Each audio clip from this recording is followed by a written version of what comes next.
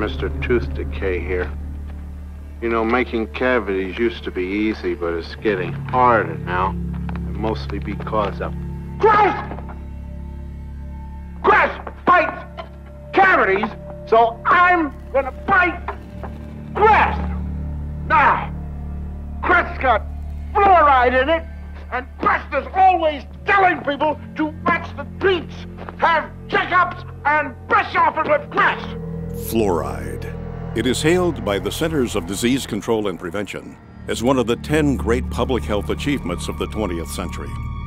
In fact, for over 60 years, the American Dental Association has stated that brushing with fluoride toothpaste will prevent tooth decay. But is this true? Is there more to this story than what we've been told? Triumph over tooth decay. Procter & Gamble announces Crest toothpaste with Fluorestan, its exclusive fluoride compound, world's greatest weapon against decay. Look, Mom, no cavities. Yes, Crest toothpaste really cuts down cavities because Crest has fluoride. The same fluoride dentists put right on teeth to prevent decay. With Crest, you put this fluoride on your teeth at home, too. Prevent cavities. Use Crest. Crest is accepted by the American Dental Association. Today, 95% of the toothpaste sold in the United States contains fluoride, and 72% of all water is fluoridated. Fluoride is safe and effective, and it's one of the most inexpensive ways to really cut down on dental decay. Anything we can do to help prevent cavities on children, I think, is very important. Absolutely, fluoride is safe. It's effective. Fluoridation of community water is extremely safe and extremely effective in preventing tooth decay. Science is on the side of fluoride being safe and effective. There is no controversy about this in the scientific community. If it's such a simple issue, how is it that it's still going on after half a century? I remember it being debated when I was 30 years ago. And it's continuously debated. But just because we've been doing something 50 years doesn't necessarily mean that it's right. Public health officials knew then what they know now. Would we have fluoride? Would it be added to our drinking water? Well, today a coalition of scientists, dentists, and doctors are taking action to stop fluoridation until it is proven safe.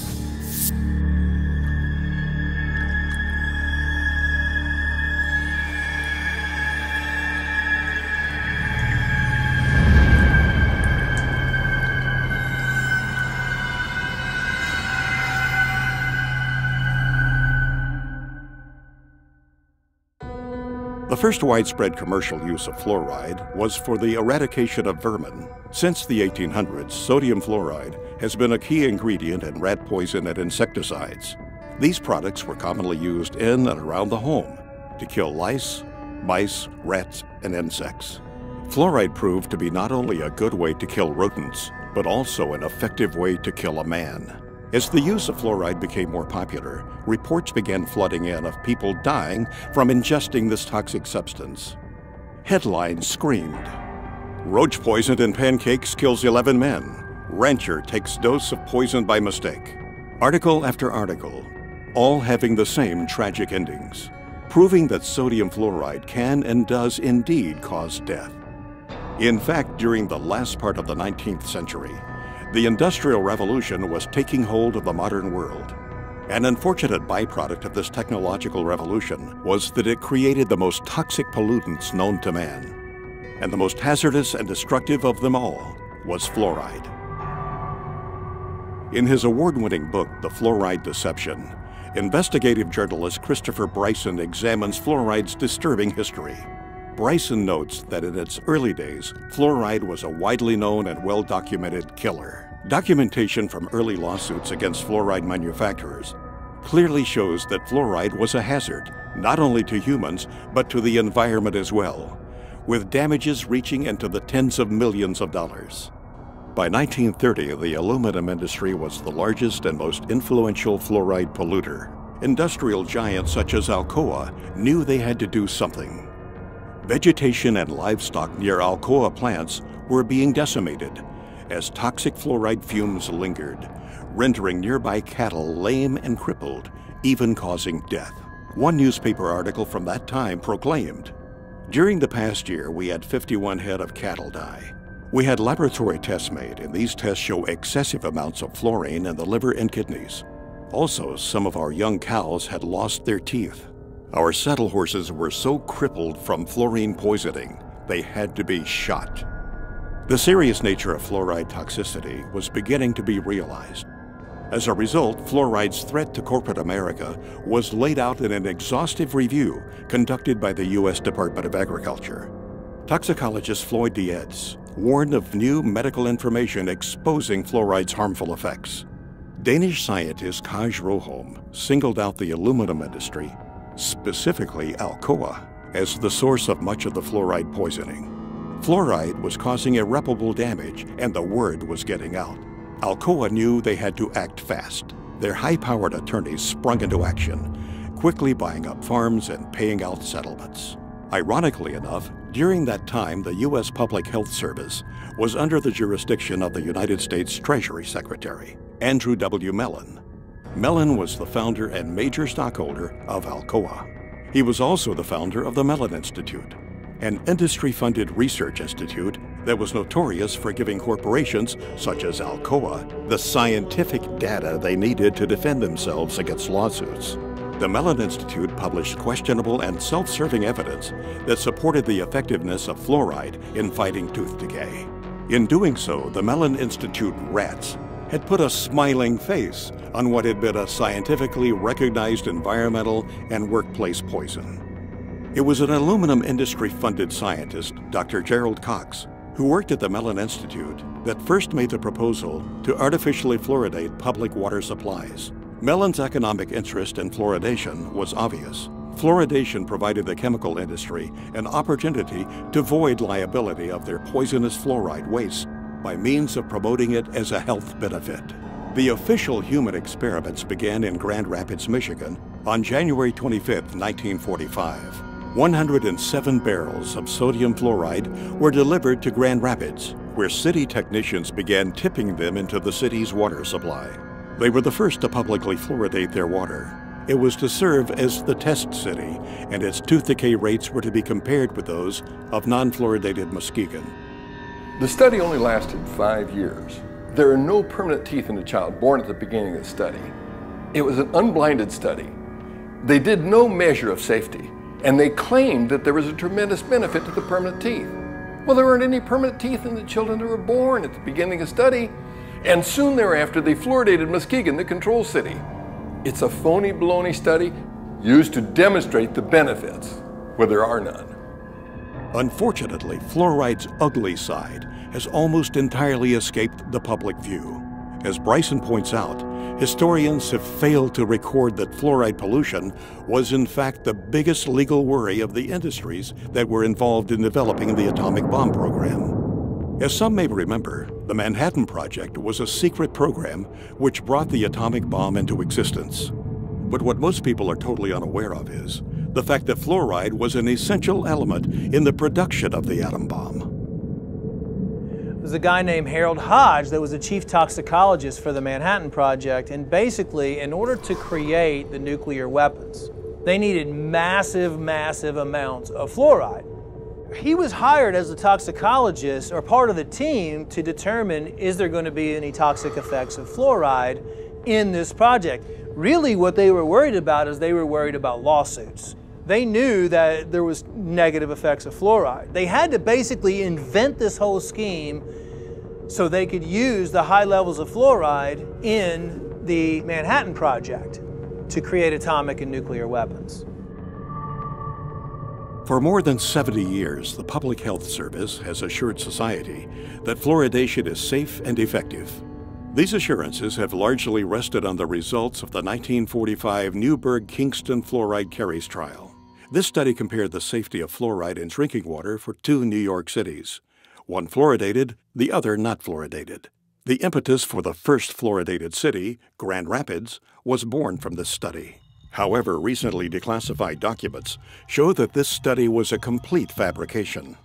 A trail of declassified Manhattan Project papers unearthed by investigative journalist Christopher Bryson showed that the toxicology department at the University of Rochester, which was under the direction of Harold Hodge, secretly monitored the Newburgh experiment to, quote, supply evidence useful in the litigation arising from an alleged loss of a fruit crop. In fact, these once restricted documents reveal that as far back as 1944, the Manhattan Project was spending money on toxicology studies on fluoride. Why? Because fluoride was the key ingredient used in the process of enriching uranium. Enriched uranium was the linchpin of the U.S. military's fledgling nuclear weapons program. Fluoride became a national security issue.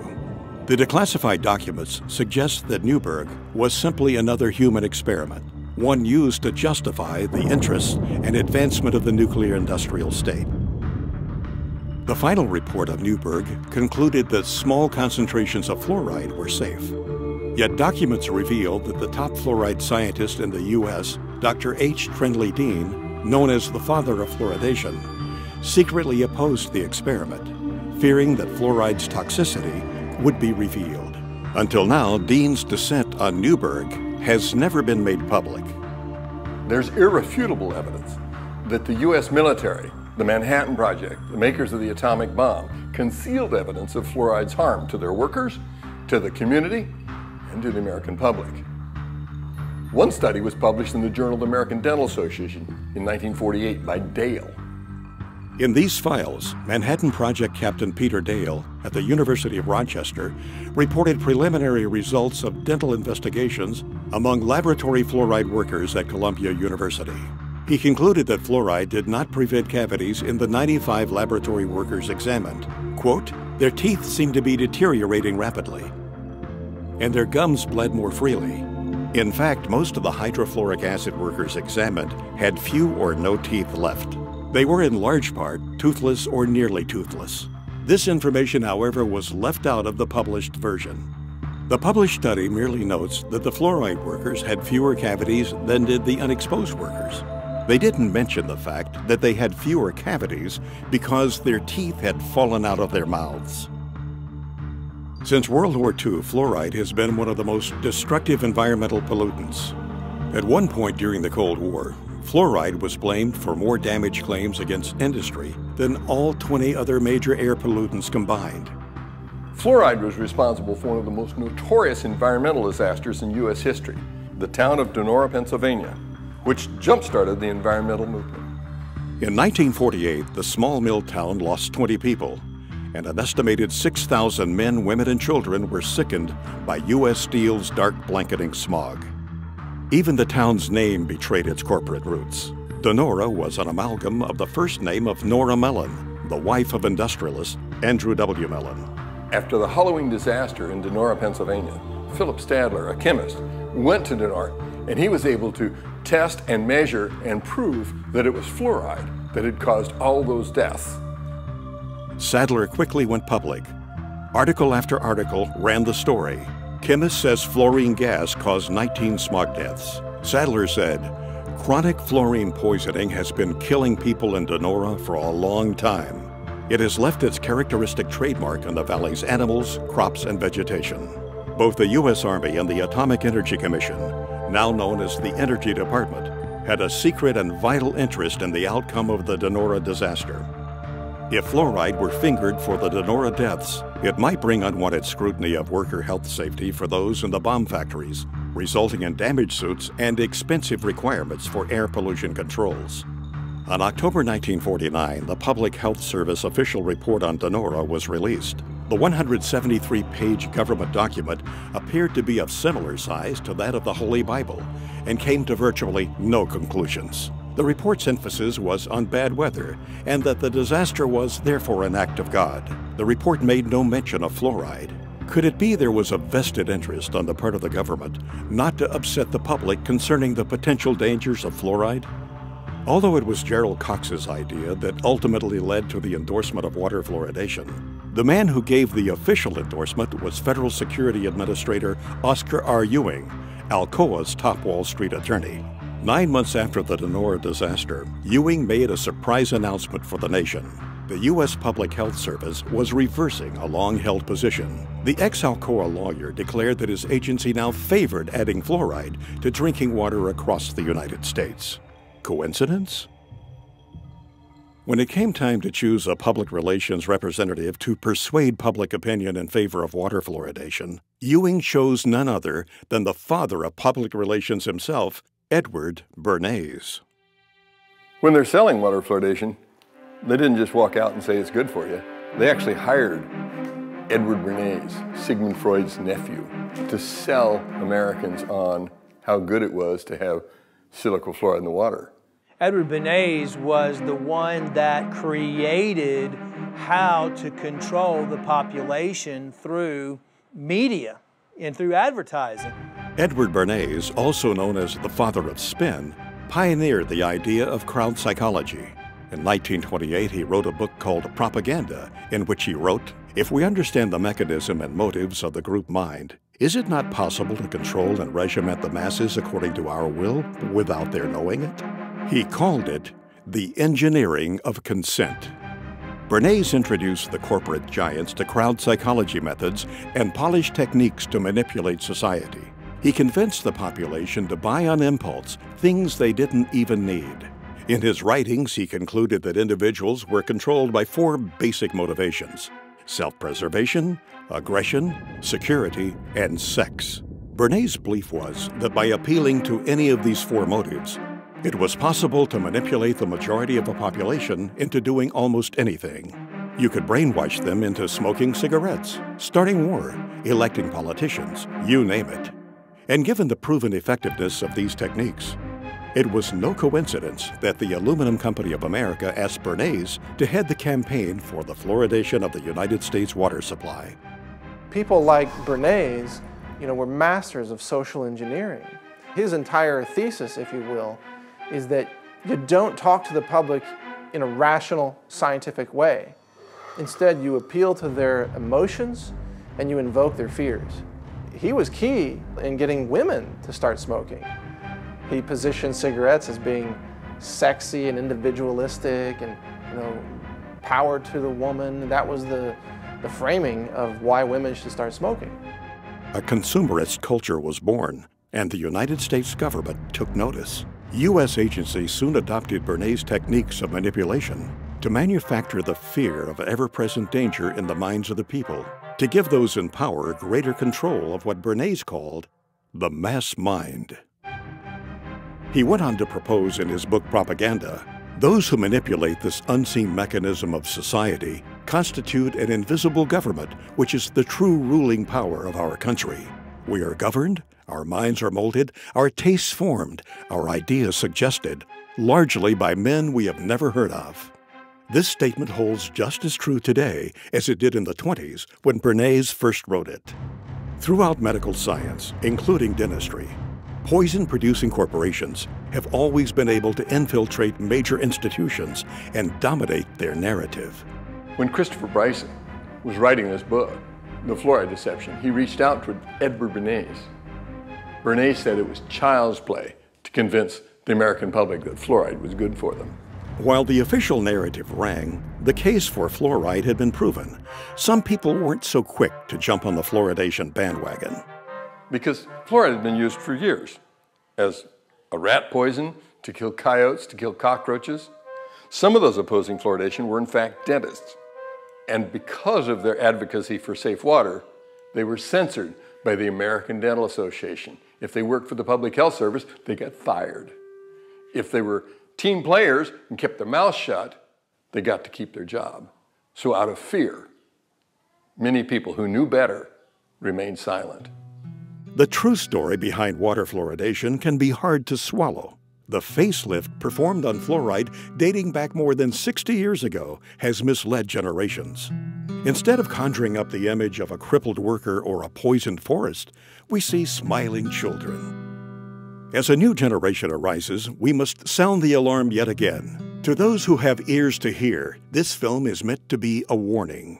This film will prove beyond a shadow of a doubt that fluoride is a deadly poison being added to our water supply. It will further prove that the chemical commonly known as fluoride is the only chemical added to public drinking water to treat you, the individual, rather than the water. The information presented in this film can change your life.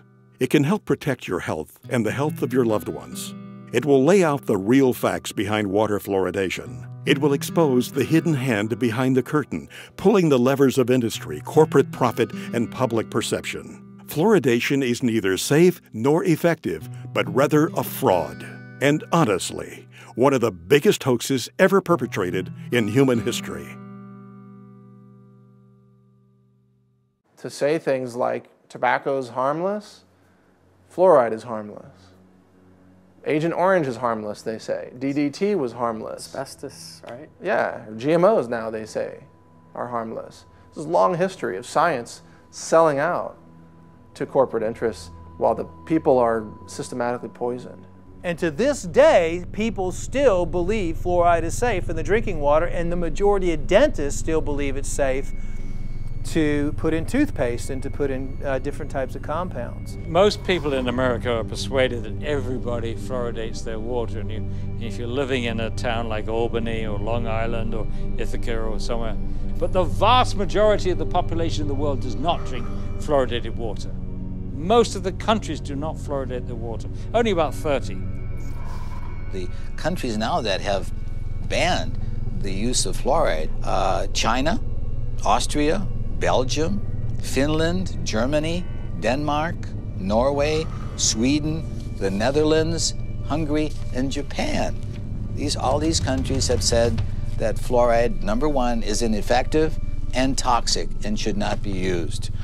We are still using it. There's something wrong here. I think it's time that we become aware and do something about it. How come our country that's supposed to be, quote, so smart, uses it? Well, there's something going on here. What does the European Union know that we don't know? Nothing. Nothing. They know the same thing, that's why, but the difference is they're not getting paid off and we are, and so therefore, this is what the only thing I can come up with, because they both have the same facts. They both have the same facts. Fluoride is toxic. Fluoride is not helping your teeth. If it was really helping your teeth, why do we have all these dental problems? It's not at all. How come you can go to primitive societies around the world that never had even seen fluoride, and they have perfect teeth? Why are we having all these learning disorders? How come we're having autism? We're having all these things we never had before. Well, why don't we ask that question and answer it honestly? Answer it honestly.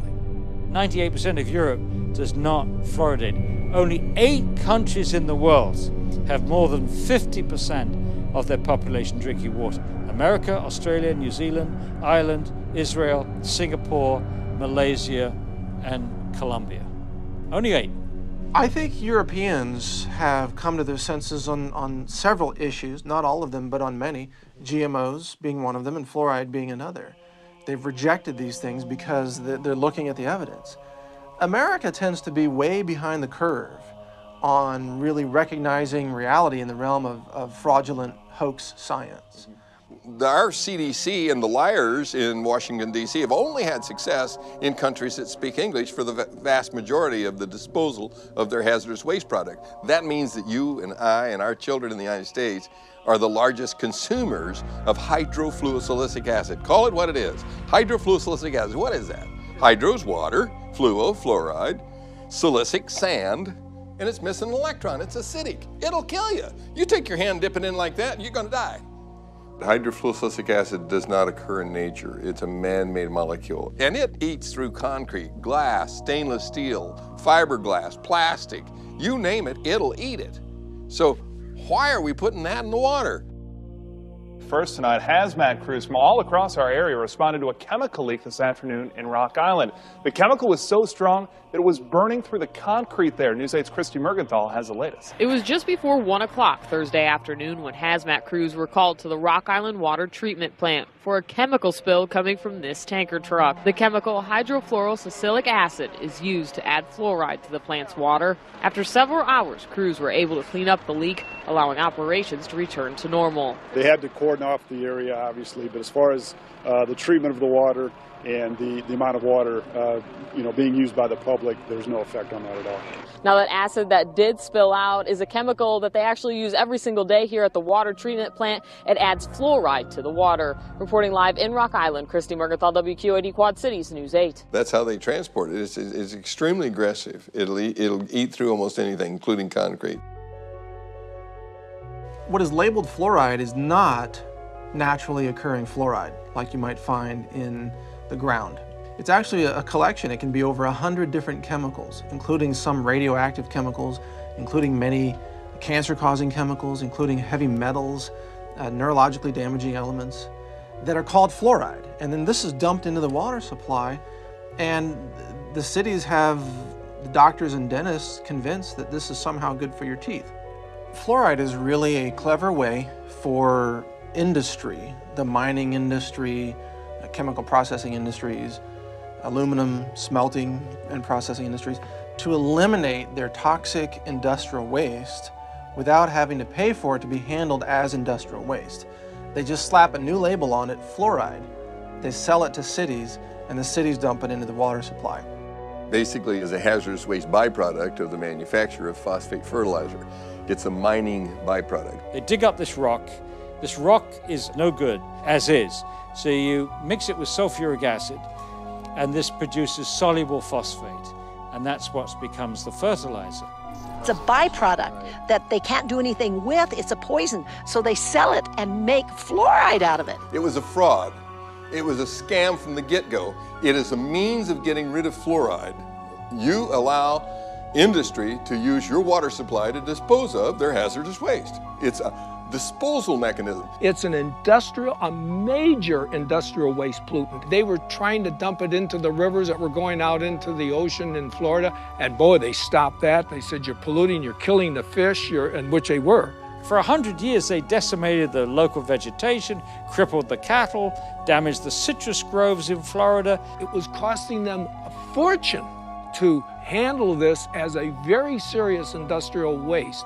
And so they're helping Cargill get rid of their hazardous waste problems. Cargill is the largest privately owned corporation in the world. They were also the largest producer of hydrofluorosilicic acid. Cargill at one time had like 90% of the market. When the hurricanes went through Florida, they knocked out the holding pond, so there was a shortage of hydrofluorosilicic acid, and so they reached out to the rest of the world, and now we get it from Mexico and Japan and China, because none of those countries allow fluoride in the water supply. They don't put it in at all, so obviously it's piling up in those countries. I don't think we need to be helping other countries out with their disposal of fluorosilicic acid. Fluoridation is the worst recycling practice in the world, so I support recycling. But to take the hazardous waste from the phosphate fertilizer industry, which cannot be dumped into the sea by international law, and cannot be used locally because it's too concentrated, and to take that product and put it into our public drinking water is sheer lunacy. It's bizarre. I mean, George Orwell, Kafka could have written this play. It's lunacy. There are 250,000 tons dumped annually in the water supply. Does that sound like a big figure to you? If you had 1 ton and were worth over $1 million, you'd be a poor person by the time you got rid of that ton. It's extremely expensive to get rid of. Is there anybody that you know that might be willing to talk to us, perhaps a whistleblower, somebody who's been injured or? Yeah, there's a guy who wrote a book, Toxic Torts, the tell-all book about the phosphate fertilizer industry, Gary Pittman. He'll tell you the story. Is that where's he out of? In Florida. That's where all the phosphate mines are in the United States. That's right. Paul, looks like we're going to Florida, buddy.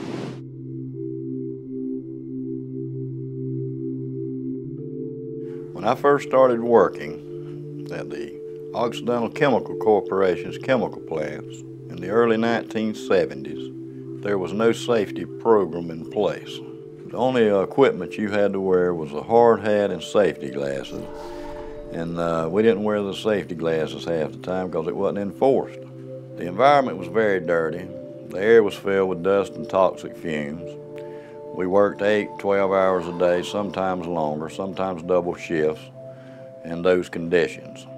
When you're 18, you think you're invincible. Had a physical by their doctor, and he actually put on my application a perfect health specimen. Mistakenly, you tend to believe that somehow you're invincible and blindly step into harm's way without a thought about the future consequences.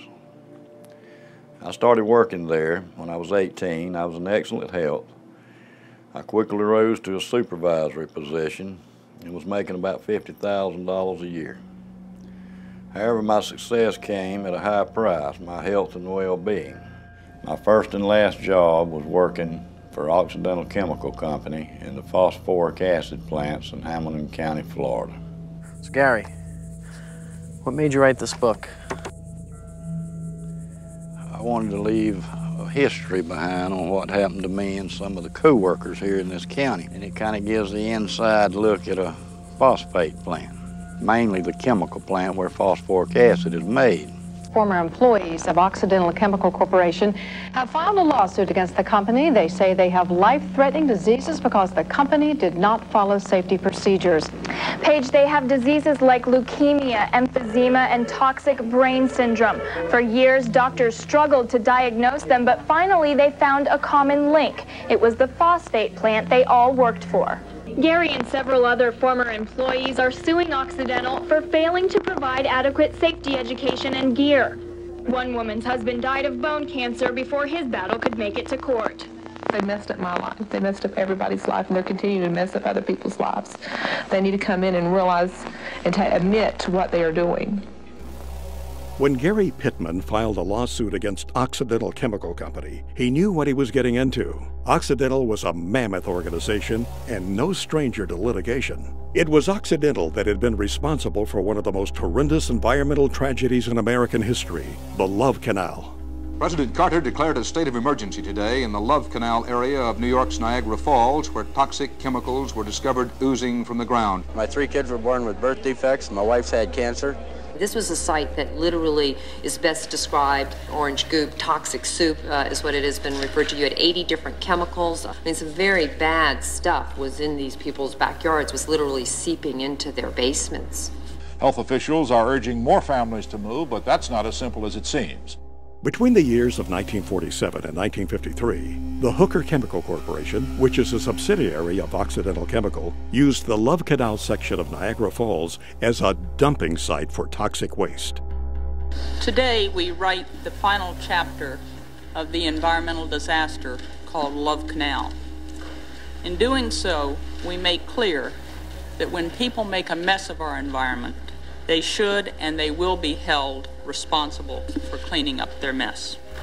The EPA concluded that Occidental dumped millions of tons of hazardous chemicals and then sold the property to the Niagara Falls School District for $1. In papers to be filed in court in Buffalo this afternoon, the Occidental Chemical Corporation will agree to pay $129 million. In the end, Occidental was out of pocket a total of $200 million for damages and settlements, not including court costs and the millions they spent defending themselves. These kind of dangers no longer will be tolerated by the American public. The day of discarding hazardous materials indiscriminately and haphazardly is over. There must never be in our country another Love Canal. Thank you very much. But in reality, this $200 million spanking to a multi-billion-dollar-a-year company is far less severe than a parking ticket to the average person. Occidental had a pattern of disregard for environmental issues. In the summer of 1979, the New York Times reported that Hooker's plant in White Springs, Florida, was convicted of polluting the air with fluoride. Even more damning were the copies of corporate memorandums passed among Hooker executives in which it was revealed that Hooker's top echelon knew and approved of the pollution violations. Finally, Hooker Company officials admitted to accidentally poisoning local water supplies not only at the New York location, but at their Michigan and California plants. The White Springs plant that Gary Pittman worked for not only was polluting the air with fluoride, but had also dumped tons of waste on their own property. In a leaked inter-office memo obtained by an insider at Occidental's White Springs plant, reveals 25 different waste disposal sites buried on the property. This highly classified document lists the hazardous, carcinogenic, highly fluoridated toxins that are all buried on the site and are still there today. Gary Pittman knew that he was about to embark into a David versus Goliath scenario. Occidental was not to be trusted. They had been known to buy and intimidate officials. They provided financial support to the campaigns of certain political candidates and owned judges. Gary had only 12 lawyers against Occidental's prestigious law firm, Holland & Knight, which at the time consisted of 540 of the nation's top lawyers. However, to his benefit, Gary had the documents to prove his case. He also had a stellar record within the company and was known as a company man. He was a loyal and hardworking employee. The last thing he had ever imagined doing was to sue the very company that had provided him such a good life. In spite of this, Gary felt as though he had no choice. He was sick and couldn't work. So Gary named a price that could make him go away, and Occidental accepted. In the end, Gary settled out of court with Occidental, but his health problems still linger. The phosphate industry is one of the biggest industries in Florida. It brings in billions of dollars each year in profits. Television ads and billboards often portray strip mining as a wholesome industry that creates jobs and feeds the world. However, a closer look reveals the extreme toxicity to our environment and health. Paul, I think what you need to do is get some aerial shots of that plant.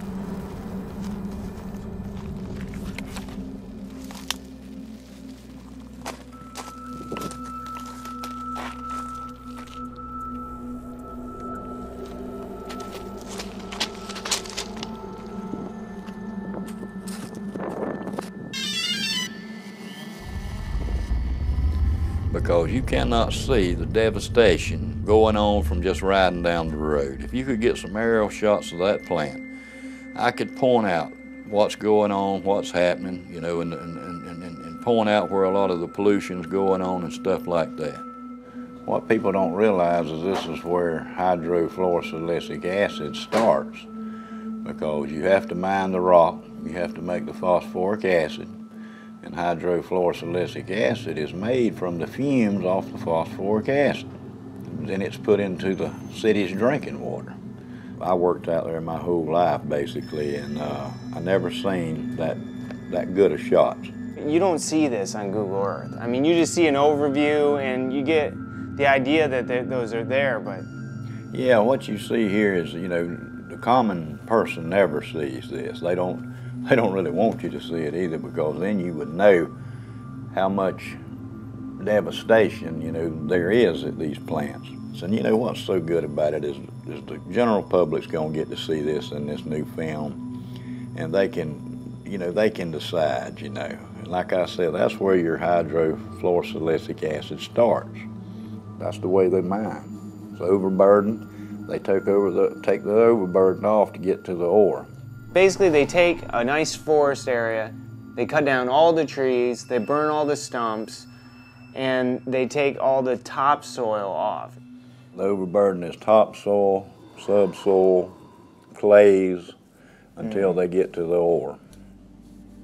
This right here is just, they've already dug it all out. Yeah, they've mined this, and as you can see the forest in the background, and you can see the huge chunk of land that they have mined. The phosphate lobby is very, very powerful. You know, it's a sad situation. It's devastating to the earth.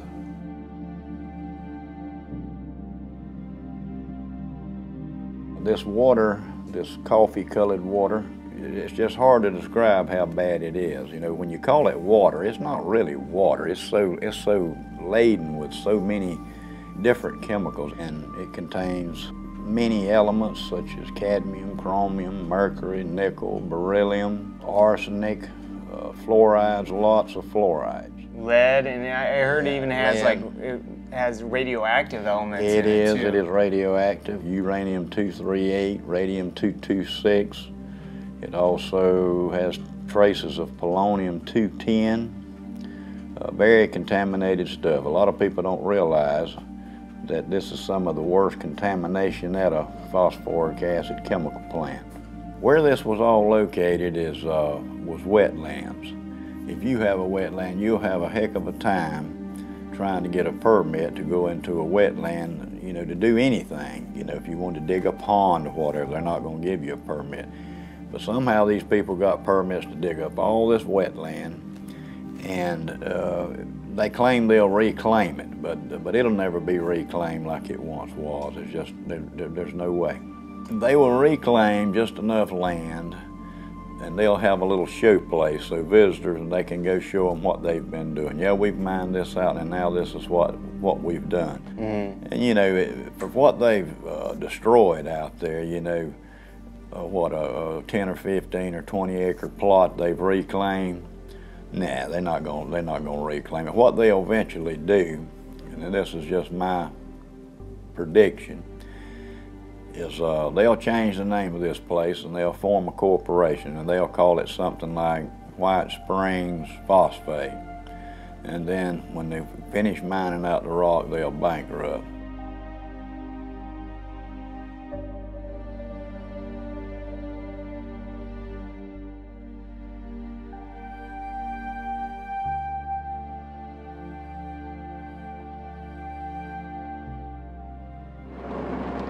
Up here on the right, we're going to have the administration offices. They used to be in the chemical plant, and they moved them.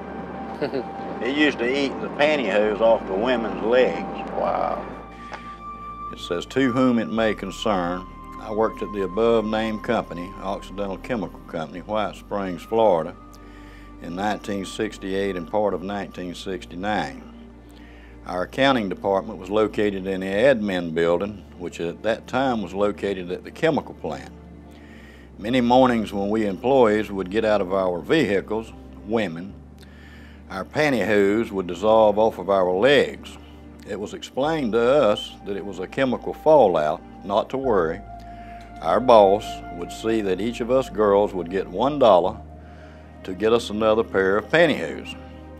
The chemicals also would eat small pit holes in the paint on our vehicles. Years later, they moved the admin building away from the chemical plant to out by the main road."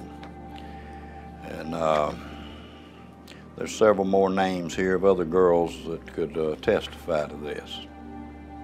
So there's three things you can see from the space station, and that's the Great Pyramids of Egypt, the phosphogypsum stacks of Florida, and the Great Wall of China. And that's how large they are. They have them in South Florida and Central Florida that are 400 acres big. It's a huge operation. They dig cubic tons of rock a day. What is with the water up there? The pond water is water they use for the process, and it's recycled. The water's used over and over, and it gets stronger and stronger and more contaminated. How do they contain it? Just by building a dam like that? A dam around it, and that's what I was fixing to tell you. There's no liner under that stack. It's right on top of the ground, and it is leaching. Sure it is. Through the groundwater. Yeah, I read somewhere about a sinkhole that took place. The reason the sinkhole developed is because the acidic water eating away the limestone. And once the limestone gives way, you're in the groundwater. Wow. Because in Florida, when you drill a well, you have to go through the limestone to get to the action. Sure. When that 84 million gallons fell through in there, it contaminated all this water around. It had to have. Like I said, you know, it's just a matter of time before, you know, you have a sinkhole like that. It's just a weak point. Wherever there's a weak point in a cavity in the limestone is where the bottom falls. Eventually going to happen. Yeah, in all of them. In all of them. It's just a massive, massive operation. Yes, it is, and if you'll see, there's sections in this phosphogypsum stack. Mm-hmm. When the sinkhole caved in one of these, it was one of these sections. It wasn't all of it. Only that one section was 87 million gallons. Whoa. So you could multiply that times 4. You know, that's just a lot of toxic waste to be going into the aquifer. In addition to this recycled toxic water up there in those ponds, you call them, In addition to that, they're taking fresh water too, right? Of course, they use a lot of fresh water because, see, this is the main thing that they don't want you to know, is what they call the water balance. It just makes them nervous if you start talking about the water balance. What do they add back when they need water if it's leaching? Right. It's going away, so they have to add some fresh water to keep the process going. Right. The phosphate industry uses more fresh water than any other industry in the state of Florida. You know, and sometimes they have to release water out of those toxic ponds. Where do they put it? They put it in the creeks and it runs into the Swanee River. Now what they do to it is lime it to bring the pH up so it don't kill the fish immediately. The Swanee River, they claim, is a pristine waterway. But if you ask the Fish and Game Water Commission in Florida, they'll tell you not to eat over one fish out of that river a month. Wow. Because of lead and mercury and chromium and cadmium. They won't tell you that, but that's why. Yeah, that's why.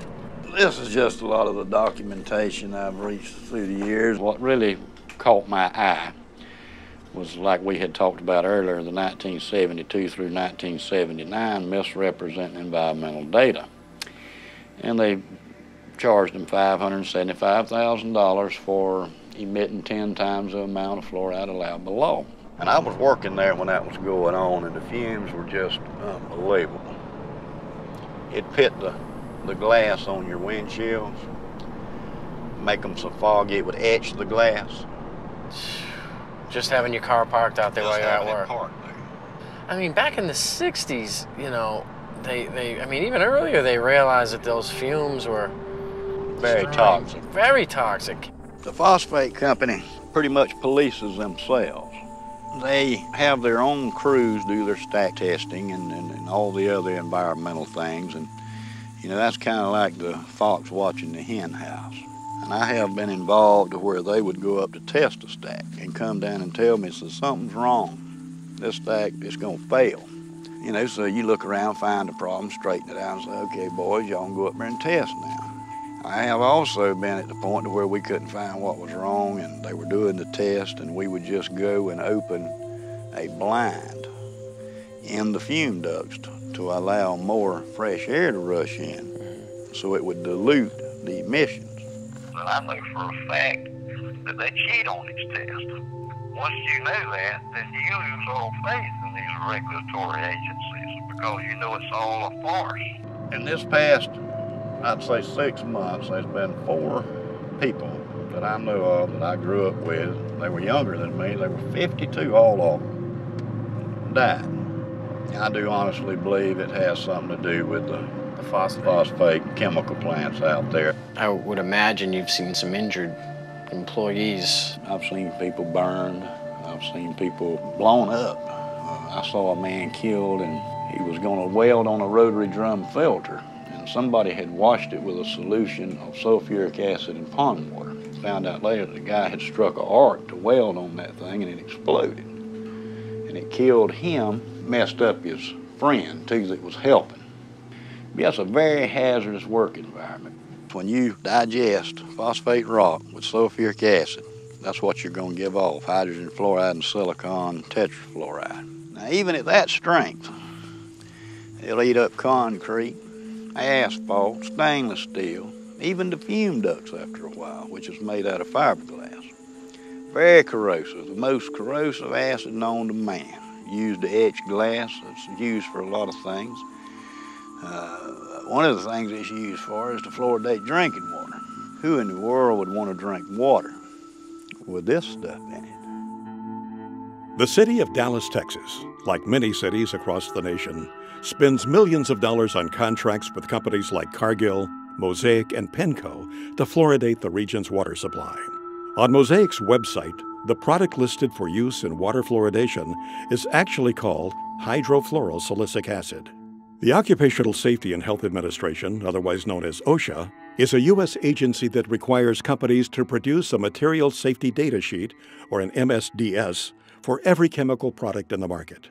The MSDS that Mosaic produces for their fluoride product will make your hair stand on end. Right here I have the Mosaic material safety data sheet on their hydrofluorosilicic acid product.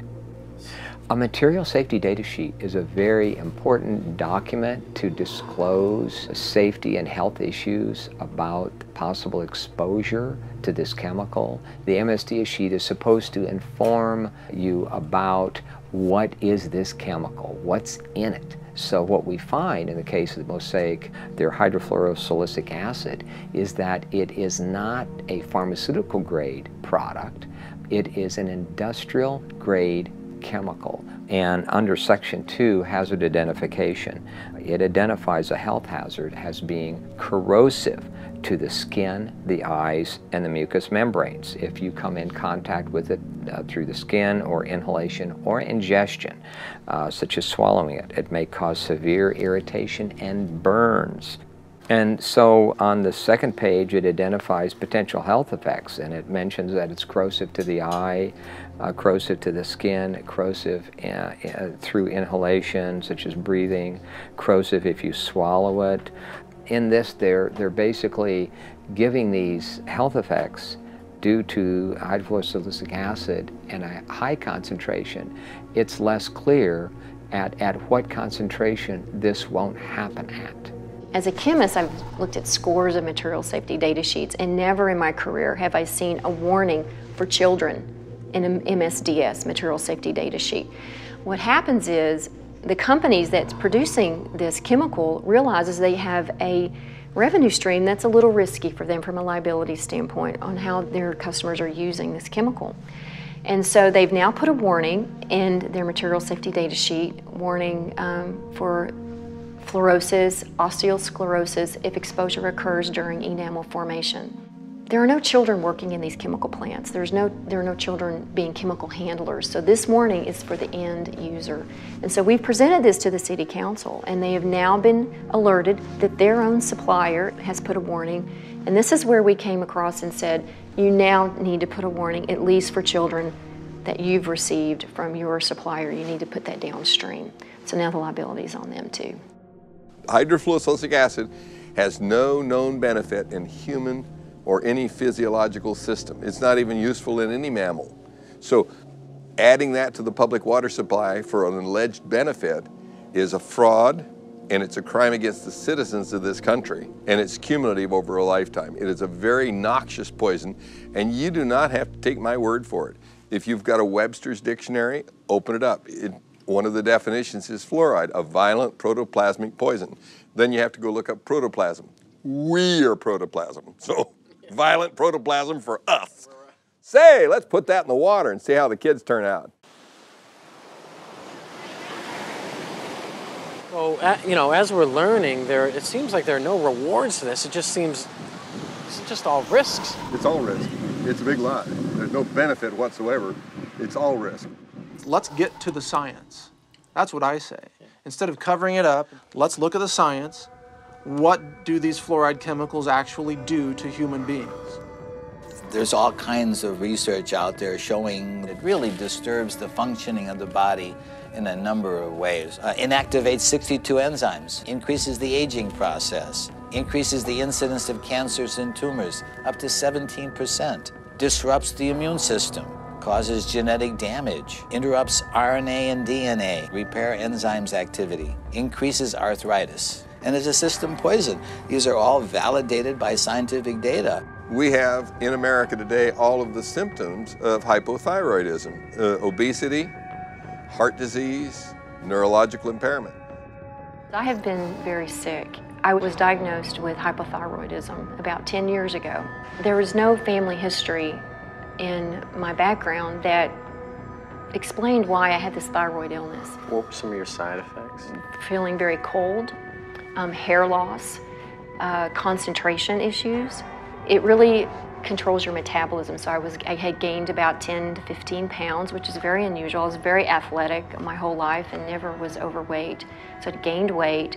I was sleeping a lot. Again, your metabolism is tuned down. Doing the research, fluoride is an irritant to your thyroid.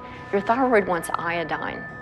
And if it doesn't get iodine at the concentrations that it needs, then it gets whatever is closest that you're providing in the environment. If you look at the periodic table, you see that fluoride, chlorine, bromine, and iodine are all in the same column. That means they have very similar electronic structure and reactivity. So that's why your thyroid will uptake fluoride and chlorine when you're not giving it enough iodine. It's a gradual accumulation of the fluorides and the other things you're exposed to out there that just gradually wears on you through the years. And that's one reason it's hard to pinpoint a health problem.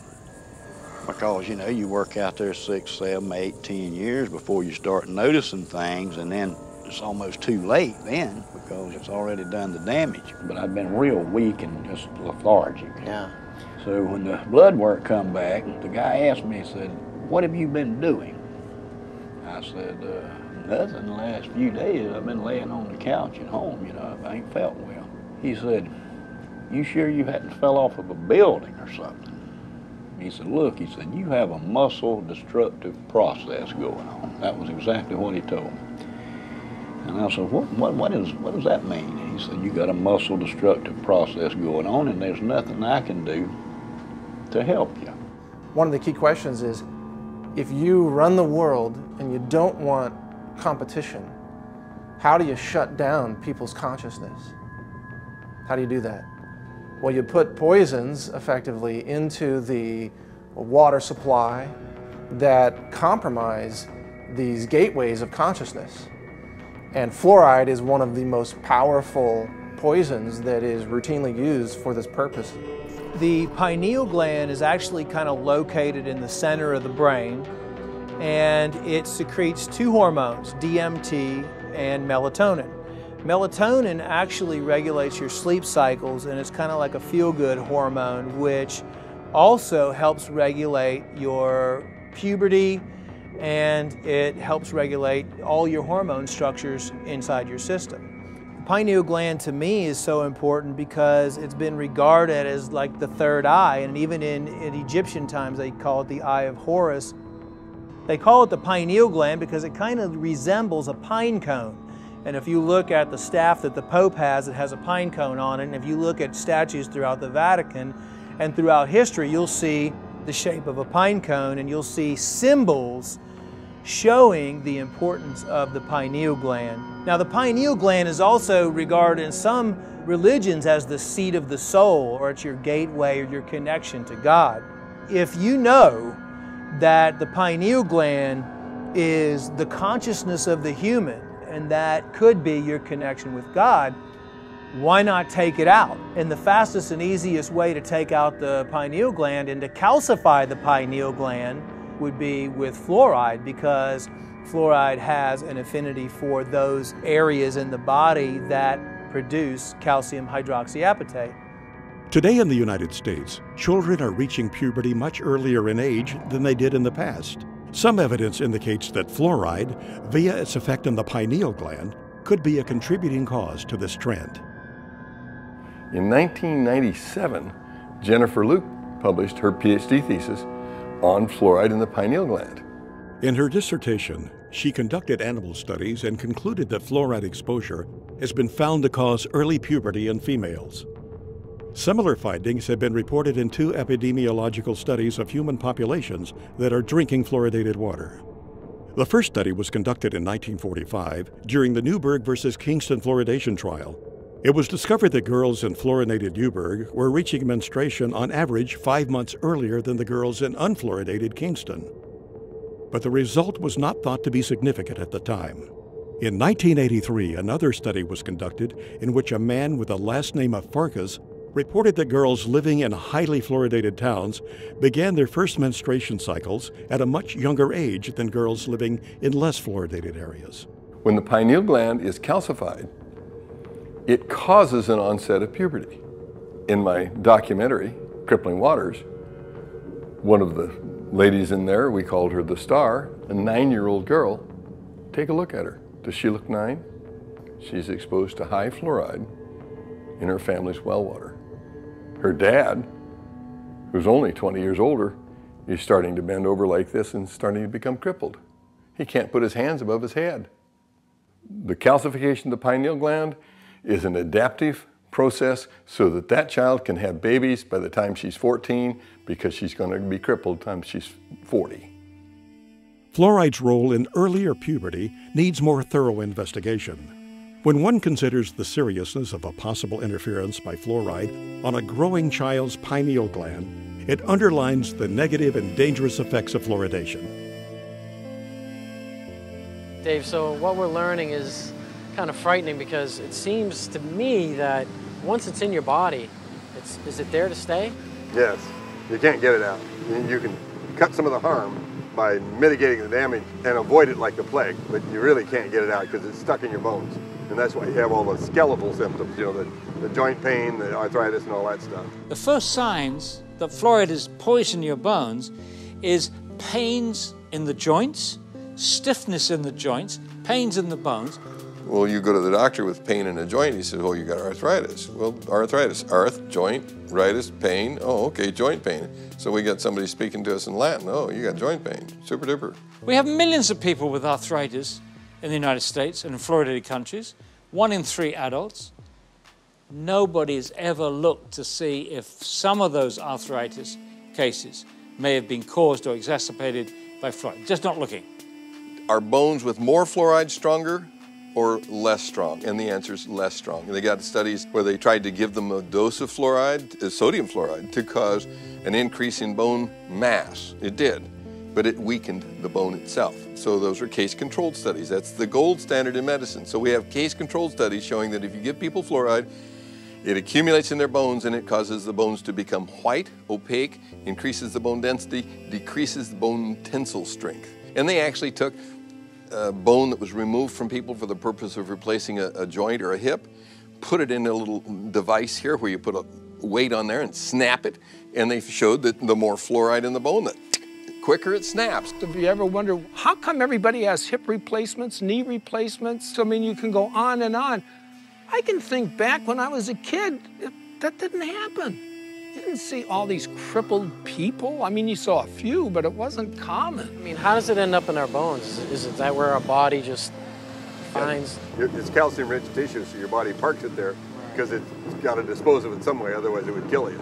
So it parks in the bone and then it kills your bones. What it does once it fills up with fluoride, that you get little spikes on the outside of the bone. If you take a hand and take a bone and run your hand up and down a normal bone, it's slick, and that's because muscles move around on the bones when you're running or jogging or lifting weights and all that stuff. Your muscles are moving around on your bone, and it's slick, so it doesn't hurt. Well, if you make that bone the texture of sandpaper, then when the muscle moves around, the fascia tears, and it hurts to move. And so fluoride accumulates in calcium-rich tissues, which are bone, ligaments, cartilage, joints, and teeth. So you have to look at this as if you have a lifetime body burden, and the less you're exposed to, the longer you can go before you develop symptoms. The first most irrefutable symptom of fluoride exposure is pain. And that's what we saw. My wife and I filmed a documentary in China. And pain was the hugely significant symptom that they all had. They couldn't even work. And, you know, in China, if you don't work, you starve to death. Have you ever heard of dental fluorosis? No. No. It comes when somebody's overexposed to fluoride. Awesome. That's a picture of very mild dental fluorosis. And so is that. You know, that young girl came to see me to get that fixed because she doesn't think that's beautiful. She thinks that looks bad when she smiles. And I think everybody else agrees with her. They say 41% of American teenagers have this condition. So this is a white spot, so it's been there. It's a little scary, you know, knowing that many people, we don't even know, what's in our water. Fluorosis can become more severe than a simple white spot. In severe cases, it can deform a patient's teeth. When you see spots on the teeth like this, that means you gave the child enough of a poison that the cells that were making that organ didn't make it right. They made it wrong. When I was a child, I was overexposed to fluoride. There are streaks of that in my teeth. So you learned that early on then? I knew, yes. Those teeth are very brittle, so I have cavities more frequently in those teeth than other ones that don't have the evidence of the fluorosis. Maybe you've seen it. It's white, chalky spots on your teeth. And I was told that those are calcium buildups. From the fluoride. Okay. I don't think I had really, really strong teeth to start with, but I did have some teeth that they just broke. The last time this happened, I was eating a baked potato, and it broke 2 out. Baked potato. A baked potato, and it broke 2 out. Did you notice anybody else in the plant losing teeth? Yeah. We talk about it a lot at the plant. So the ADA, people in office, the people who are in these regulatory agencies, they're aware of overexposure to fluoride causes dental fluorosis, correct? Yeah. They know of that, right? And they know that dental fluorosis, the teeth become weakened, they chip, they fall out. Brown, spotted, ugly, wear away real fast. Yes, they know all of that. We took California, we took the whole state.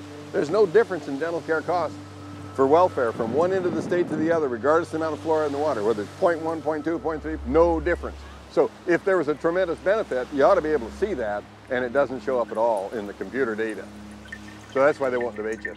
And although fluoride can help with your teeth, if either chemical is consumed in high amounts over a lifetime, it can lead to cancer, skin conditions, bone disease, and other health issues. There is a recent lawsuit in Maryland, it's a federal lawsuit, a woman who believed the medical establishment at the time when her daughter was an infant. She gave her daughter 90% of her diet, intake of water was this fluoridated baby water. And so the daughter grew up with severe fluorosis, and to get that corrected, dental restoration is about $100,000, and they can't bear that burden. So they are suing Nestle and Gerber. So putting it in a baby bottle when the child doesn't have any visible teeth, there's no way on God's green earth that can have anything except a negative impact on that child. It will damage that baby's teeth. But they sell it in the grocery store as baby's first water. I've seen that for years. How do we educate women to not buy this for their babies? And this is why we wanted the warning for infants, because they're the most at risk. They drink their weight in water within 2 or 3 days. If you and I did that, we'd be drinking 22 liters a day. I mean, it just goes back to the whole, these regulatory agencies that are supposed to, be kind of looking out for our best interests, and as you know, they're not. There's no reason for the FDA to allow them to sell this as a food. It's a crime. I hope they're punished someday. I say they have a duty to warn. They have a duty to warn you. Not one manufacturer of formula says, by the way, don't use the tap water. Women, infant, and children, WIC program. We contacted them. They refused to tell mothers not to use the tap water. And you know what she said? It would damage the fluoridation program. Fluoride is safe and effective, and it's one of the most inexpensive ways to really cut down on dental decay. Fluoride is safe and effective. Fluoride is safe. Fluoride is safe and effective. Well, there's a study from 20 years ago showing infant mortality was higher in fluoridated communities. Is that why? I don't know. Why didn't they do a follow-up study? I think that would be interesting to know. Children have died, There's been a case of a child who swallowed this. The dentist left the room. The parents didn't know. The kid swallowed it, had to be rushed to hospital. They couldn't save him. He died. So yeah, it's very toxic substance. There's no question about that. Is that the kind of stuff that a responsible parent would be putting in their child's hand? FDA in 1997 required manufacturers of toothpaste to put this warning label on it. It's the same as you'd have on a loaded .38 caliber pistol. Keep out of reach of children. And only use a little pea-sized amount, which is about the same amount that would be in a bottle of water. And if that amount is swallowed, call the Poison Control Center or seek professional help immediately. So if I drink a bottle of water, should I call the Poison Control Center too? This is just insane. So this is what 2 different organizations say. One says, don't swallow it. Why did they put that on there? They put that on there because there were 10,000 calls a year to the Poison Control Centers from children made ill by swallowed toothpaste. 10,000 calls, and for every call, there's 5 that didn't call. And there are only Poison Control Centers in half the states. So that means 100,000 children are made ill by swallowed toothpaste. It's insane to put a deadly poison in a child's hand and say, go brush and be sure and spit out, Johnny.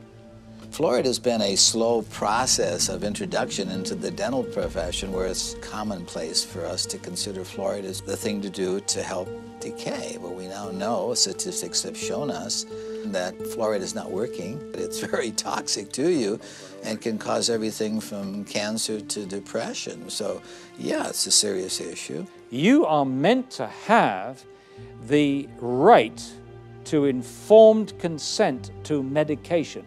What we're doing in the fluoridated community is we're doing to everyone what a doctor can do to no one. A doctor says to you, he says, look, this glass of water is going to do wonderful things for you. It's going to cure your ingrowing toenails. It's going to make you less bald. It's going to do X, Y, and Z. Drink it. And you say, no, I don't want to drink it. You must drink it. You've got to drink it. I'm your doctor. I'm telling you, you've got to drink it. If he or she tried to do that to you, he or she could lose their license. You're not. You've got to tell the patient what the drug is good for. You've got to tell them what it's bad for, the side effects. And then they, in theory, make up their minds. This has been ripped away from us. Water fluoridation is the dispensing of a drug. This is not chlorine. This is not any number of the other chemicals that are used to treat the water. Fluoride is being put in specifically to alter you physically, to make a physical change in you. Fluoride is a drug, is a medicine. This is the only thing anywhere in the world that gets added to the municipal drinking waters to actually treat the human. Well, anytime you see the letters FLUO, you're talking fluoride. And so when you start realizing that Prozac is a fluoride product, Zoloft is a fluoride product, virtually all of your psychotropic drugs, almost all of those that are mood elevators. And one of the reasons being is because it has this tremendous capacity to affect serotonin. Serotonin being the chemical that goes from one neuron to the other brain neuron. And so when we looked at the selective serotonin reuptake and when basically an inhibition of the serotonin to be taken up, that's the fluoride that's doing that. Prozac is fluoxetine. It's a fluorinated psychoactive. Matter of fact, almost all your psychoactive drugs are fluorinated drugs. They put it in there both as a carrier and an accelerator of the effect. The actual active ingredient in Prozac is fluoride. Prozac is made almost entirely from fluoride molecules. It is, like SSRI drugs, are similar molecularly to some of the elements in fluoride. Remember the school shootings in Columbine, Colorado? Yes. They were on SSRI drugs. Those drugs make your mind think that you're not living in the real world, that you're actually just sort of experiencing a false reality.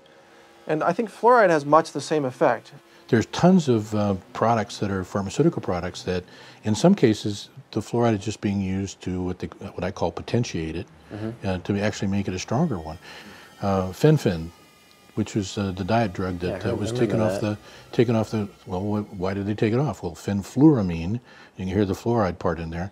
The fenfluramine was the part that actually made the thickening of the heart valves so that they pulled off. Amazing part about it is Rohypnol, the date rape drug. A lot of people just call it that. The roofie. Okay, yeah, right? Roofie. Yeah, and so what does that roofie do? Basically, it causes an anterograde amnesia. Well, okay, that's a fluoride product, so how does it do that? Well, we probably should have guessed that it would do that already anyway, because if you went in and had surgery, general surgery right now, knock on wood that you don't have to ever do that, but if you were, they would give you 4 molecules of fluorine and 2 of bromine and 1 of chlorine, and that's what knocks you out during that time. So the truth is that when you start looking at all the pharmaceutical uses for it, that it's just amazing all the things that that are around us all the time that we didn't recognize or that we didn't see. There is absolutely no drug on the market that's given in a one-dose-fits-all situation. We don't put other things in the water to try to keep everybody's blood pressure down or everybody's stroke risk down. And there's no reason why we should be trying a one-size-fits-all approach for this either. Once you put a medicine in the drinking water, you can't control the dose because you can't control how much water people drink. You can't control who gets it. It goes to everybody. If you ask a pharmacist if there's any drug in his store that was safe enough to give to everyone, young people, old people, sick people, people with poor nutrition, give it to them in any dose, they'd laugh at you. It's ridiculous. There's no way you can give out a medicine without being able to control the dose. And one dose cannot fit all, and you can't give a medicine to everybody. You are forcing it on people who don't want it. There are people in this audience who've spent far more time researching this issue, including David, myself, and many other people in this audience, and they've stated categorically to the mayor, to the city councillors, we do not want you to force this medicine on us. We have the right to informed consent to medication. That's a very important right. This is a violation. It's being violated every day in this country to over 200 million people. There needs to be informed consent. We have that with all other medications. When we go to the doctor, he or she gives us the information of what the side effects are going to be. With fluoride, there is no informed consent. There is no safe dose for this one-size-fits-all medication that they're doing to us. Now, all of those issues are important, but the one that really concerns me is the impact of fluoride on the brain. A study panel for the EPA listed fluoride as amongst 109 chemicals for which there was significant evidence of neurological effects. It has definite impact on the neurons, which is the nerve parts of the brain. You don't just grow those back. It's not like, well, I cut myself, so now I'm renewing my cell. It doesn't happen to the neurons. There are so many ways that fluoride could be damaging the brain. We know this from animal studies. Dr. Phyllis Moulinex exposed rats to fluoride to work out its effects on the human brain and the central nervous system. What we did was we exposed them, let them drink the fluoride in the water for 6 to 20 weeks. The pattern that we saw, it typically is what we see with other neurotoxic agents that are well known to cause a hypoactivity or a memory problem or an IQ problem. When I first presented the results of these studies, one of the individuals sitting and listening to the results, he says, "Do you have any idea what you're saying?" And he says, "You're telling us that we're reducing the IQ of children." Look, the first opponents of fluoridation in this country in the 1950s were biochemists. These biochemists had used fluoride in their experiments to poison enzymes. And they, including Dr. James Sumner, who won the Nobel Prize for enzyme chemistry at Cornell, and he said, fluoride poisons enzymes. You don't want to put this substance into the body. Poisoning enzymes is what makes people sick. Poisoning enzymes is what kills people. It's highly likely that you're going to get subtle effects on the brain that the parent is not going to notice. No wonder that our children can't read and write. It's no wonder because we're damaging their brains with a stupid preventive dentistry program that doesn't even work. We have behavioral studies, and we have 24 IQ studies, 24 studies which now show an association between fairly modest exposure to fluoride and lowered IQ. They've actually got it down to a 1 milligram dose of fluoride causes a 0.59 loss in IQ points. The average IQ is 100. So if you're 95, you're in the back of the class napping because you can't understand what the person in the front is saying. And you're going to get a nice job pushing the broom around. So what if you got twice that dose? Okay, you're down to 90. So what they showed in studies in other countries is that you lose all your genius out of your society. You've damaged the intellect. But new research from China supports Dr. Moulinex's conclusion that fluoride affects mental development and IQ levels. I've heard a great deal about a chemical that can be used on the teeth to help prevent decay. Is that a good thing to use? It certainly is. We use a fluoride solution, and we have evidence that for some people... 50 years ago, American government scientists had clinical evidence that fluoride affected the central nervous system. But all this was kept secret. Chemical? You're going to put some chemical in my mouth? All mention of the effects of fluoride on the central nervous system was stopped. In my view, fluoride is where lead was in the early 70s. That argument lasted about 10 years, and it was finally proven that, yes, low levels of lead, lower than caused visible symptoms, was in fact damaging a child's mental development. I think the same thing we're going to find with fluoride. As someone who has gotten off of fluoride, I can tell that my thought processes and my concentration is higher. And so when you damage the IQ of the children, you lose your place in the country as a leader, and we have. And that's because of the damage that our government has allowed to happen to the intelligence of our children. If there wasn't research out there that's shown conclusively that it affects the brain and the neurons, that it affects the immune system, that it affects the bones, and it is incorporated into your body, fluoride bonding is strong. You get something with fluoride bonded, it's not easy to get it off. Well, what's going on? Fluoride is now in thousands, and I really mean thousands of products where it has worked its way in, and I don't understand why. I had a good friend of mine come up to me one day when I still lived in the valley. He says, Karen, he says, look, there's fluoride in Cocoa Pops, and there's fluoride in Fruit Loops, and there's, I'm going, what?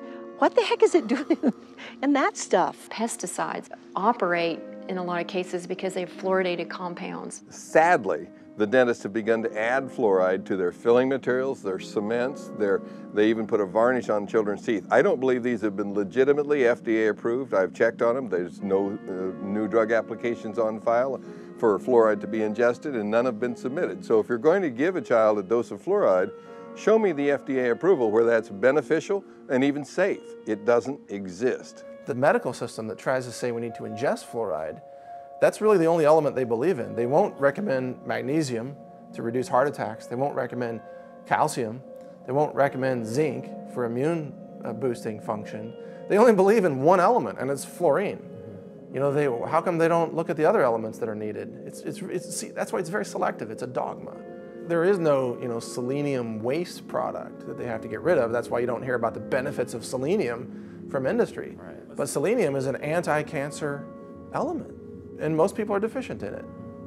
Chromium, trace element for blood sugar regulation. Most people are deficient in it. Why don't doctors and scientists say, let's put chromium in the water? Because they're not trying to get rid of it as a toxic waste. That's why. If you look at the table of elements, you got to consider the whole thing. It's not scientific to say, well, let's just put this one element in the water. Well, what about all these others? Water fluoridation is a hoax.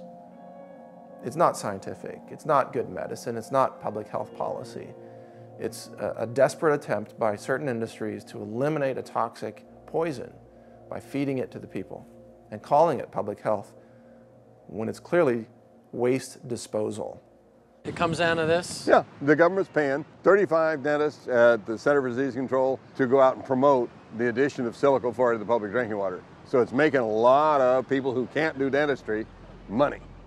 Where money and power are is a magnet to criminals. And so Washington, D.C. becomes a vortex of evil. And I'll tell you, when you're controlled by a few people, which is the government, who controls the government? Money. Big money. And if they're about money, then we have a conflict of interest. We want our children to grow up healthy and strong, and they want to make profits. There are solutions out there. There are answers to this. There's ways to get around and possibly clean up your system.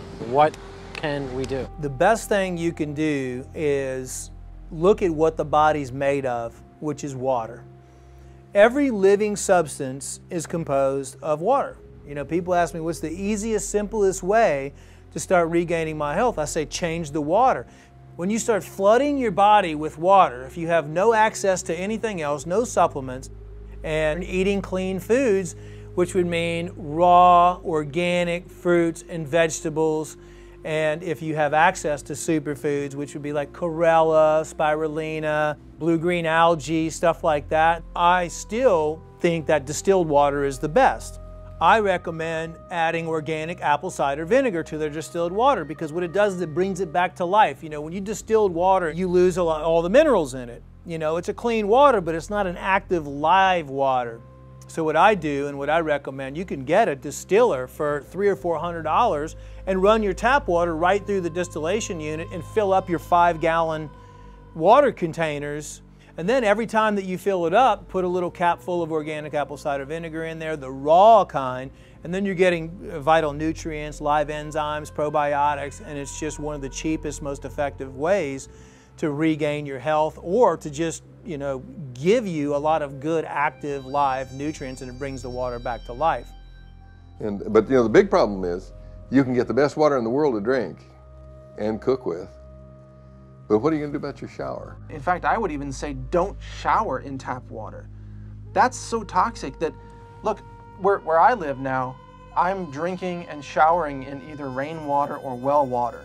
If we have the ability financially to purchase these filters and these purification systems, it is the most important investment you could make for your family. You really need to invest in yourself, in your food, in what you're drinking, and more than you are your clothes or your electronics or your car.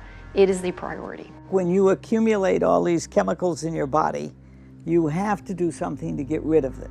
The antidote to fluoride poisoning is calcium, magnesium, vitamin C, selenium, and iodine. And you can get rid of it with perspiration, which is saunas. You can get rid of it by drinking more water and having it go out in your urine. The right diet can bind to those elements and help clear them out.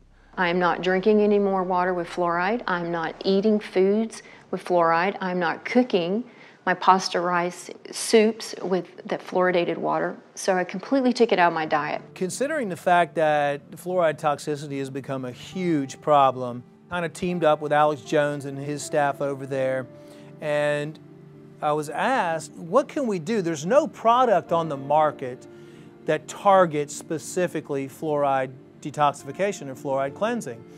So I was asked to put something together that would do that. It's really a combination of 6 of the most potent compounds we could find working together in unison to help you eliminate or detoxify fluoride from your system on a regular basis. This product is something that people can take on a daily basis or take on a weekly basis or take to help their body naturally eliminate fluoride from their system.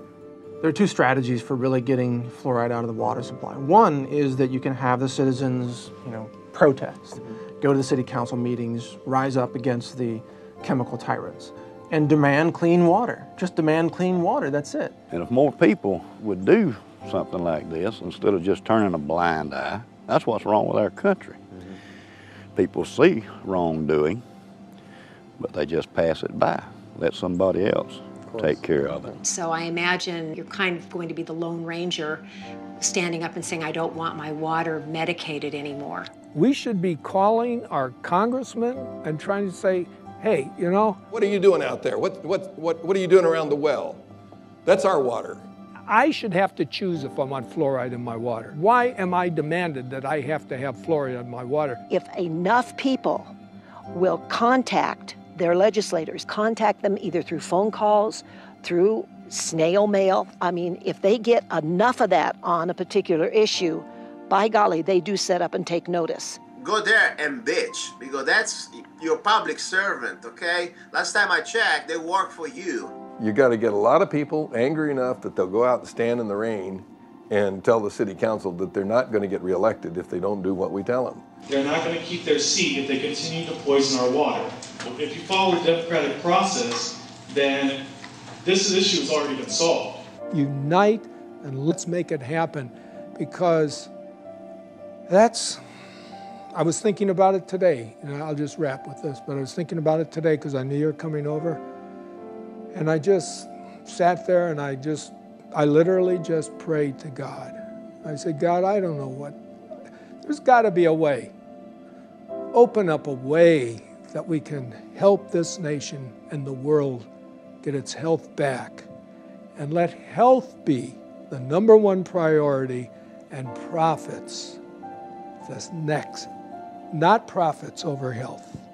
And let's let people get the truth. This is all about us taking our world back. It's the time to scream louder, to be bolder, and to show them that we cannot be afraid.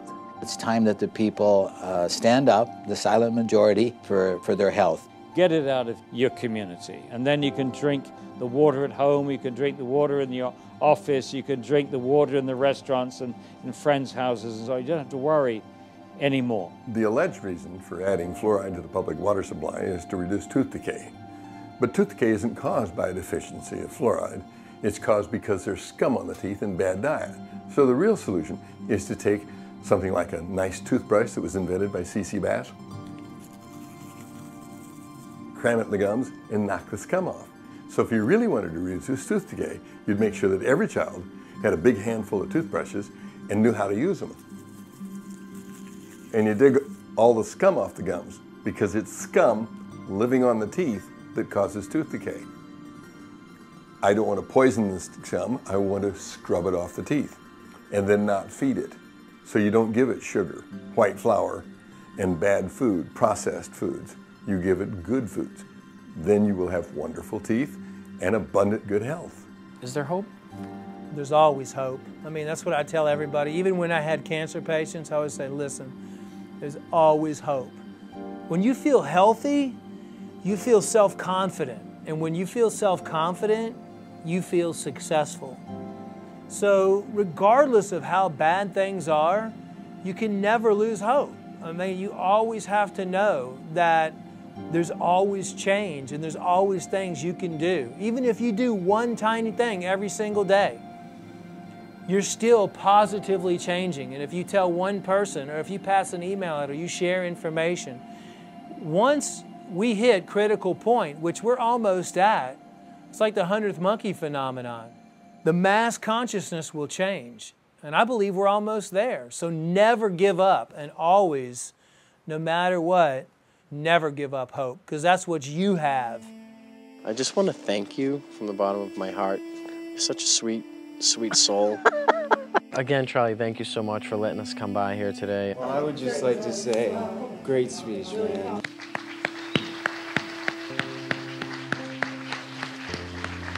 Thank you for all your work you've done over the years, and your discoveries, and your journey, and your just everything. Thank you so much. Appreciate Welcome. it. Thank you. Thank you, Gary. Thanks, Paul. Maybe you man. too. You're the man. Okay, Thanks so much. Thank you. Appreciate it. Thank you. It's been a treat. It's a pleasure to talk to you, and I'm hoping that this will get the message to more and more people. Now, this is fantastic. It's going to be a great educational tool, and we appreciate you being here. And thank you so much, and we'll look forward to seeing you again. Likewise. Thanks for having me. You guys are incredibly powerful, and I want to say thank you for what you're doing for all of us. I really wish this project the greatest success. People need to hear this message from all of those that you've interviewed. This is powerful information, and I imagine that in 50 years, people will be watching this. You know, some DVDs will survive. Yeah. Yeah. I just got the chills. And they'll be watching this, and they'll look back and say, there were some filmmakers who did know what they were covering, who weren't willing to just sell out and do some explosions and on-screen sex and this and that. They actually had a message for humanity. That's what you guys are doing.